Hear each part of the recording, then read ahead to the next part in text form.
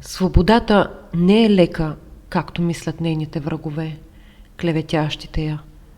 Свободата е трудна, тя е тежко бреме. И хората лесно се отказват от свободата, за да облегчат себе си.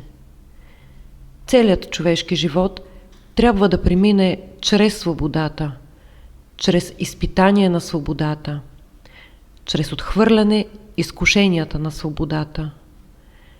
В свободата живота бива по-труден, по-отговорен и по-трагичен. Етиката на свободата е сурова и изисква героизъм.